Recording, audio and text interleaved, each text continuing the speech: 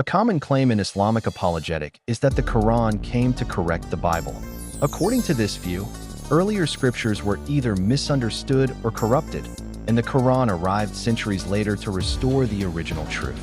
At first glance, this may sound plausible, but once we examine it historically and logically, the claim raises serious problems.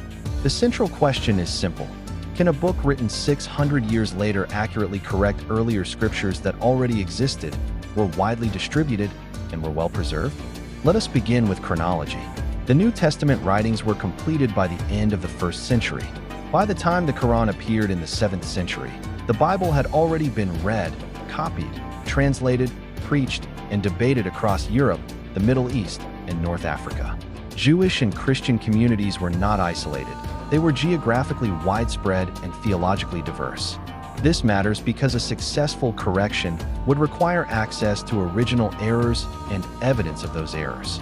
Yet the Quran does not identify a single verse, chapter, or passage of the Bible and say, "This was altered here, at this time, by these people." Instead, it offers alternative narratives without historical documentation. Now consider manuscript evidence. We possess biblical manuscripts that predate Islam by centuries, including the Dead Sea Scrolls for the Old Testament and early Greek manuscripts for the New Testament. This creates a serious problem. The Quran disagrees with biblical teachings that are already proven to exist long before Muhammad. That is not correction, it is contradiction. Correction implies restoring something lost. Contradiction replaces it. Next, consider methodology. When historians correct a text, they use earlier manuscripts, linguistic analysis, and documented transmission history. The Quran does none of this. It does not quote the Bible directly, analyze its language, or engage with its textual tradition. Instead, it presents theological claims as revelation, not as historical critique. Revelation may command belief, but it does not function as historical evidence. Now let us examine the internal tension within the Quran itself.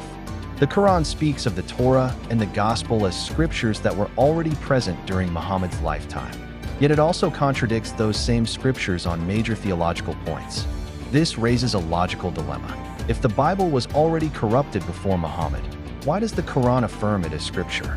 If it was corrupted after Muhammad, where is the historical record of such a massive alteration across multiple continents?